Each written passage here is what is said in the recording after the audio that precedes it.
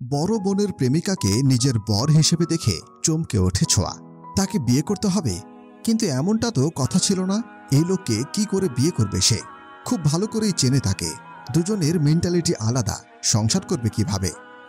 কিন্তু বাবার অসহায় মুখের দিকে তাকিয়ে ছোঁয়া কথা বলতে পারে না, চিৎকার করে বলতে পারে না, বাবা আমি তাকে বিয়ে করব না, প্লিজ আমাকে বিয়ে দিও না।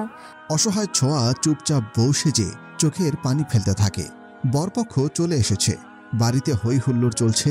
বর দেখার জন্য সবাই ছুটে যাচ্ছে। ছোঁয়া একবার বাইরে তাকায়, মানুষের শোরগোল ছাড়া কিছুই দেখতে পায় না। ছোঁয়ার বোন সিমি পালিয়েছে। আজকে বিয়েটা সিমির হওয়ার কথা ছিল, সেই জন্য এত আয়োজন। কিন্তু সকালবেলা সিমি পালিয়ে যাওয়াতে বিয়েটা ছোঁয়াকে করতে হচ্ছে বাধ্য হয়ে। দুই বাড়ির আত্মীয় স্বজনদের কাছে মাথা কাটা যাবে যে তাহলে। এসব ভাবনার মাঝে ছোঁয়ার মামাতো বোন রুমে ঢুকে মুখ কালো করে বলে, ছোঁয়া, তোর হবু বর আগে একটা বিয়ে করেছিল, তার একটা বাচ্চা আছে। ছোঁয়া উত্তর দেয় না। তার জানা নেই ঘটনা সত্যি কিনা, আর জানতেও চায় না। যেখানে মানুষটার প্রতি তার ইন্টারেস্ট নেই, সেখানে তার অতীত নিয়ে ভাবার সময় আছে?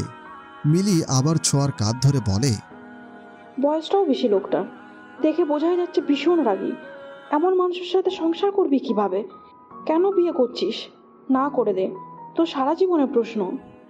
ছোঁয়া মিলির দিকে তাকিয়ে মলিন হাসে, দীর্ঘ শ্বাস ফেলে বলে, বিয়েটা করতেই হবে আমাকে, উপায় নেই। মিলি ছোঁয়ার মুখের দিকে তাকিয়ে থাকে। বাবা মায়ের জন্য তোর জীবনটা নষ্ট করে দিবি? তাছাড়া তুই না ইমনকে ভালোবাসিস? ছোঁয়া চোখের পানি মুছে বলে, আমাকে ডিস্টার্ব করিস না প্লিজ, একটু শান্তি দে। মিলি দীর্ঘ শ্বাস ফেলে চলে যায়। ছোঁয়া ইমনের কথা ভাবতে থাকে। কালকেই তাদের রিলেশন হয়েছে। ছোঁয়া আগে থেকেই ভালোবাসত ইমনকে। কাল ইমন প্রপোজ করেছে তাকে। খুশিতে লাফাচ্ছিল ছোঁয়া। সাথে সাথে প্রপোজাল অ্যাকসেপ্ট করে নিয়েছিল ছোঁয়া। ভালোবাসা পাওয়ার আনন্দে অনুভূতিরা আকাশে উঠছিল। আজকেই সে ভালোবাসার ইতি টানতে হলো। শেষ হয়ে গেল তার কিশোরী মনের সদ্য জন্ম নেওয়া অনুভূতি। দীর্ঘ শ্বাস ফেলা ছাড়া আর কোনো উপায় রইল না তার। দু চোখ বেয়ে দু ফোঁটা পানি গড়িয়ে পড়ে। হাতের উল্টো পিঠে মুছে নেয় ছোঁয়া। তখনই একদল লোক তার রুমে ঢুকে পড়ে। তারা বরের বাড়ির লোকজন। ছোঁয়ার সাথে পিক তুলতে থাকে, এটা সেটা জিজ্ঞেস করতে থাকে। ছোঁয়া বিরক্ত হয়ে ওনাদের কথার জবাব দিচ্ছে। ছোঁয়ার বিরক্তি বুঝতে পারে সাদির বোন তনু।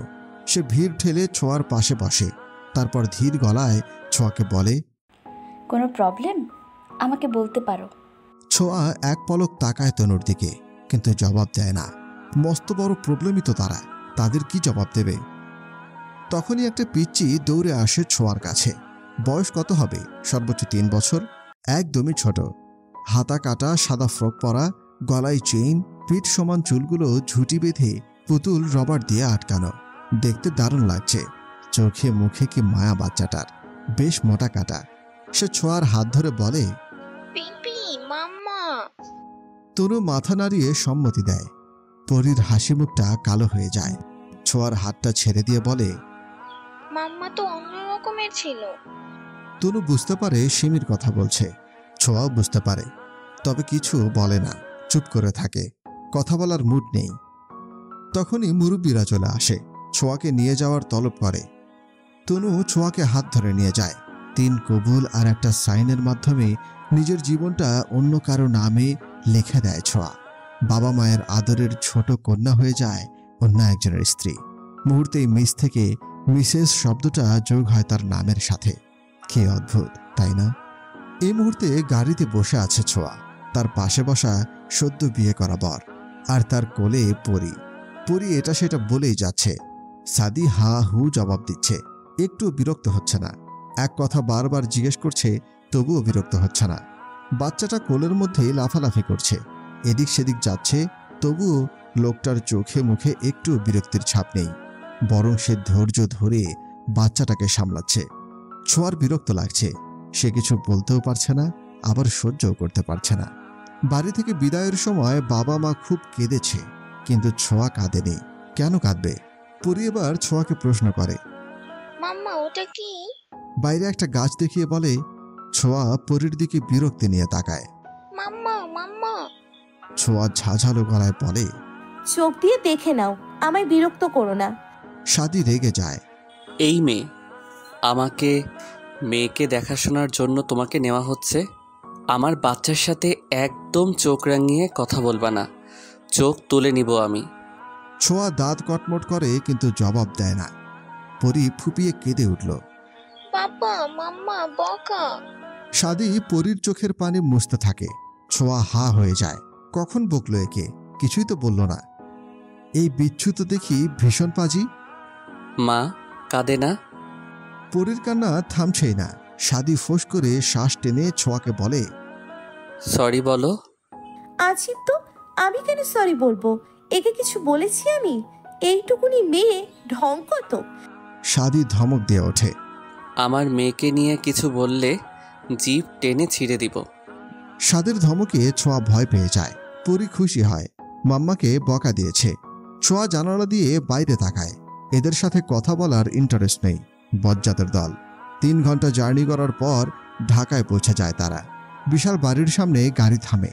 ড্রাইভার গাড়ি থেকে নেমে লাগেজ নামিয়ে ভেতরে চলে যায়। পরি ঘুমিয়ে পড়েছে। সাদি পরীকে কোলে করে গাড়ি থেকে নামে। তখনই একদল মেয়ে এসে ছোঁয়াকে নামায়। একটা মধ্যবয়সী মহিলা প্লেটে মিষ্টি নিয়ে আসে। ছোঁয়ার সামনে দাঁড়িয়ে তাকে পা থেকে মাথা অবধি দেখতে থাকে। তারপর ঝাঝালো গলায় বলে, এই মেয়ে, নাম কি তোমার? বোনের মতো তোমারও রিলেশন আছে নাকি? বোন তো বিয়ের দিনই পালালো, তুমি কি বিয়ের পরের দিন পালাবে? তোমাকে বিশ্বাস হচ্ছে না। ছোঁয়া বিরক্ত। বোঝা হয়ে গেছে এই মহিলাটা তার শাশুড়ি। যেমন ছেলে তেমন মা। ছোঁয়া হাত মুষ্টিবদ্ধ করে চুপচাপ থাকে। তনু বলে ওঠে, মা মিষ্টি খাও, বেশি কথা বলো কেন? সাবিনা মুখ বাঁকিয়ে মিষ্টি একটুখানি কাঁটা চামচ দিয়ে ছোঁয়ার মুখের সামনে ধরে। ছোঁয়া খেয়ে নেয়। তারপর আবারও সাবিনা বলে ওঠে, আমার বাড়িতে থাকতে হলে ভদ্র মেয়ে হয়ে থাকতে হবে, বাদরামে চলবে না। ছোঁয়া এবার আর চুপ থাকতে পারে না। বলে ওঠে, তাহলে কি চলে যাব? সাবিনা চোখ পাকিয়ে তাকায়।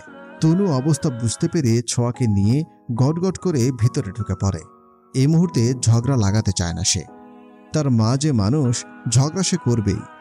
ছোঁয়া ভেতরে ঢুকে অবাক হয়। এত বড় বাড়ি, ঠিক রাজপ্রাসাদের মতো। কি সুন্দর সাজানো গোছানো। এই বাড়িতে থাকবে সে এখন থেকে? এত সুন্দর বাড়ির মানুষজনের কথার ছিরি এত অসুন্দর কেন? বাড়ির মতো তারা কি সুন্দর কথা বলতে পারে না? পুরো গল্প শুনতে ও পড়তে চাইলে গল্পবাজার অ্যাপস ডাউনলোড করুন। অ্যাপসের অডিও বই সেকশন থেকে বইটি শুনতে পারবেন এবং হোম পেজ থেকে বইটি পড়তে পারবেন। বইটি এখন অফার মূল্যে কিনতে পারবেন। কয়েকদিন পর এই বইটির মূল্য বেড়ে যাবে। যারা বইটি কিনতে চান তারা এখনই বইটি গিয়ে কিনুন। কিনতে কোনো সমস্যা দেখা দিলে আমাদের ফেসবুক পেজে যোগাযোগ করবেন।